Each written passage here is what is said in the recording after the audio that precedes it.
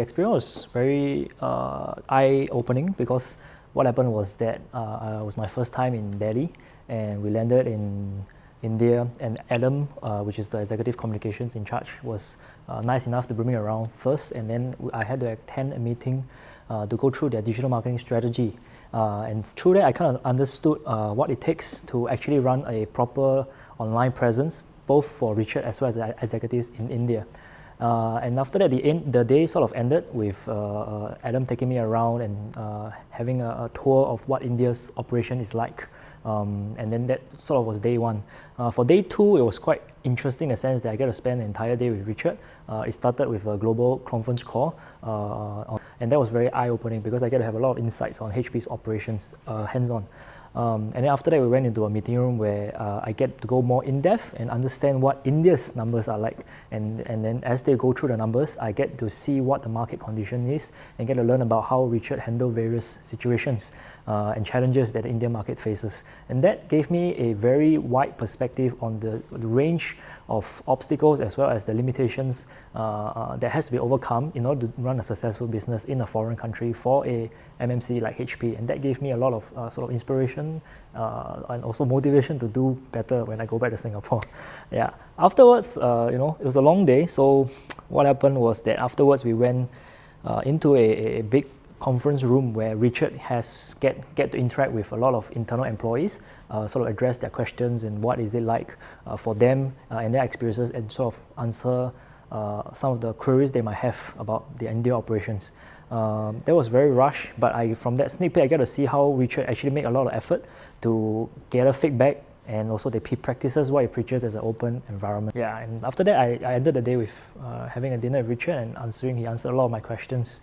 Yeah, and that was where I got to bring everything together and have all my questions sort of enlightened in that sense. Yeah, and then day three was just traveling and I came back to Singapore. So throughout the whole process or experience that I was with Richard, yeah, and I realized that what I had, the impression I had about CEO was completely wrong.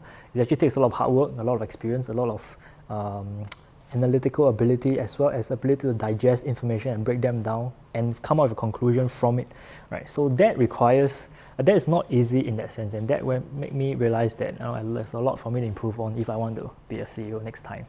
So I came, because I was in the startup organization, so I kind of know HP because HP is famous for being the father of Silicon Valley. Yeah, so I actually did a lot of read-up prior to coming over. But the impression that I get about HP before I come in was a well-established company that was sort of really a cash cow of sorts already. Yeah, but when I came in, I was taken aback because I saw how innovative they actually are and how deeply they care about innovation and what the future might hold. For example, the 3D printing they are currently working on is something that just blew my mind away. Yeah, so I think that was the difference. And previously, what I know about HP was from what I've read. So, for example, the openness, the culture of diversity. These are things that they openly talk about, and it was openly being widely written about. But it was only until I came in here and I experienced the diversity and the openness that I realized that it's such an amazing place to be. So it has definitely prepared me in terms of mindset and attitude. Yeah, I used to think that when I was younger that once you hit success and everything is set and you have passive income and that's it, your life is settled. But I realized that it's actually not so. It's even a big company as big as HP, you need to continuously innovate, continuously work hard for the future, because even though today you're successful, you might not guarantee that tomorrow.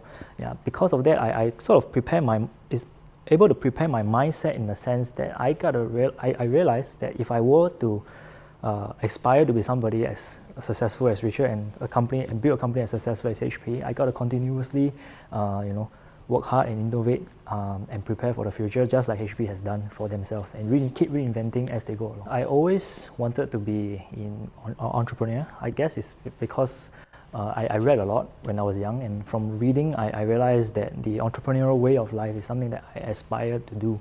But as I go along, I realized that what entrepreneurship really is in reality is there's some distance between what entrepreneurship was being preached to me in books and stuff. So as I go along, I realized that there are some tweaks that I have to make while I was doing this, but the more I do it, the more I became passionate about entrepreneurship, and that's why I kept starting companies and operating it until now.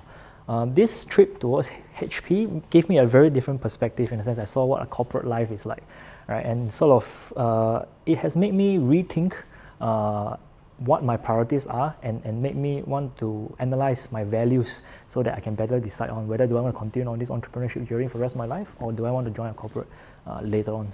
Yeah, so it has really definitely changed my mindset in a lot of ways.